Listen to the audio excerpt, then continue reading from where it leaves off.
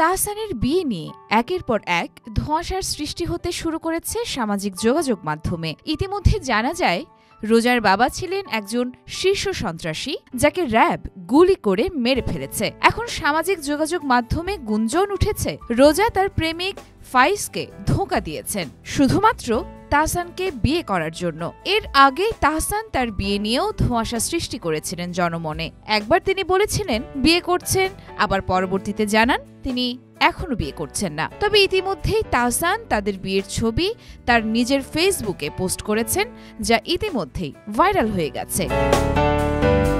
খোঁজ নিয়ে জানা যায় রোজার প্রেমিক ছিলেন বেলাল, যার পুরো নাম ফাইজউদ্দিন বেলাল। তিনি পেশায় একজন ব্যবসায়ী। তার বাবার নাম সেলিম শিকদার ও মায়ের নাম ফজিলাতুন্নেসা। তিনি বর্তমানে ঢাকার খিলক্ষেতে বসবাস করেন। জানা যায় গত 2 বছর ধরেই রোজার সাথে তার প্রেম চলছিল, কিন্তু হঠাৎ করেই রোজার বিয়ের খবর আসে জনপ্রিয় অভিনেতা তাহসান খানের সাথে।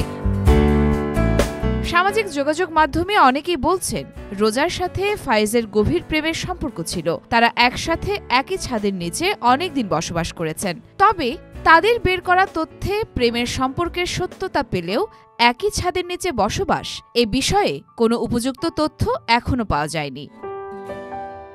এদিকে রোজার বাবা ফারুক আহমেদ ওরফে পানামা ফারুক ছিলেন একজন শীর্ষ সন্ত্রাসী।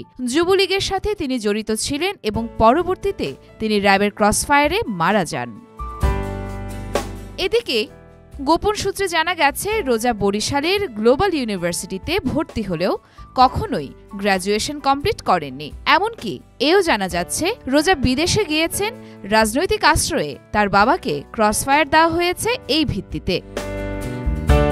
তবে এত কিছুর পরেও অনেক নেটিজেন তাহসান ও রোজাকে শুভেচ্ছার বন্যায় ভাসাচ্ছেন। তারা বলছেন একজন মেয়ের বাবার পরিচয়ে তাকে কখনোই জাস্টিফাই করা উচিত নয়, এবং তার প্রাক্তন প্রেমিককে নিয়ে বলছেন একজন মানুষের অতীত থাকতেই পারে, সেটি তার একান্তই ব্যক্তিগত বিষয়। এই নবদম্পতির জন্য তারা জানাচ্ছেন অভিনন্দন ও শুভেচ্ছা। ইয়োরমা শায়ের জাহান, দেয়ালিকা নিউজ।